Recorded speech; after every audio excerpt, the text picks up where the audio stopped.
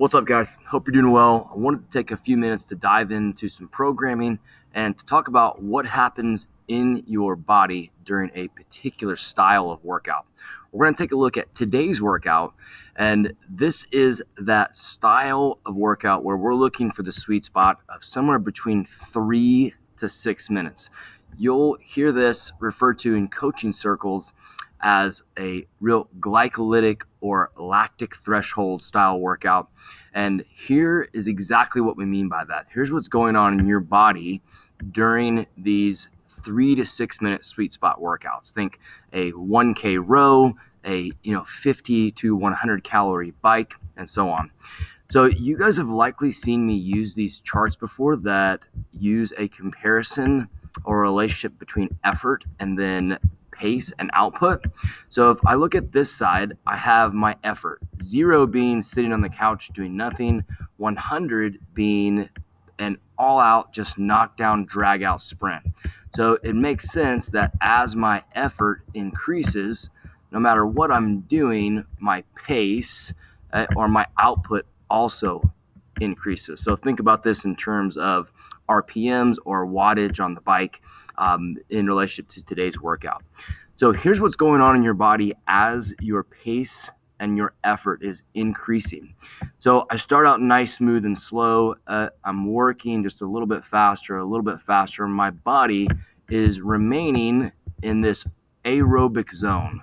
What that means is I'm burning fat and oxygen for fuel. It is a long, sustainable source of fuel, and it does not produce painful byproducts. And I'll get to that in just a minute. So as I increase my effort, my pace is now increasing. I'm still in that aerobic zone. All right, it's getting tougher, but it still feels very sustainable. My muscles aren't burning, my lungs aren't burning.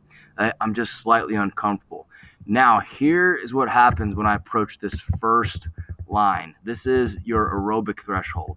So this aerobic threshold, what happens is now I'm moving fast enough. I'm putting forth enough effort to where I've crossed over. And now instead of burning fat and oxygen, my body is now burning glycogen for fuel, or in simple terms, sugars.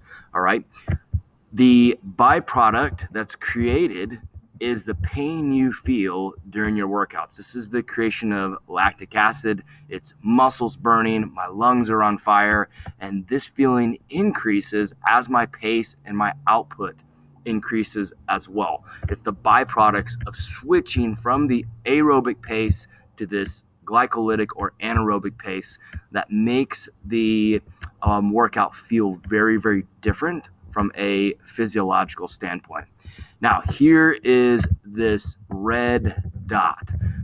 This is what we try to understand. This is our lactic threshold. This is the highest possible output we can hold while still being able to shuttle and recycle the same amount of energy consistently. We can't hold this forever, right? Eventually, we're going to fall off, but we try to understand where this red dot is. Because here's what's happened. Once I reach this next line, this is my lactic threshold, right? Once I reach a certain pace and a certain effort style output, I cross the red line, as we generally call it. And now my body can no longer shuttle that lactic acid. It can no longer provide the oxygen that I need for fuel, and now my effort goes backwards the opposite way. I've crossed the red line. There is no return, and now my effort and pace in turn starts to decrease. So there is a lot of power and stimulus in hanging out right on this red line, but it takes awareness and it takes experience to understand where that is. As we do these workouts and we hang out right behind this red line now moves up just a little bit. This red line now moves up just a little bit. All right. So as you work today, try to think about hanging out just behind this red line. We're going past the aerobic zone. We're feeling the burn, but we know we can maintain that burn long enough to finish the workout without crossing the red line. Hope you guys have a great day. I hope this was helpful.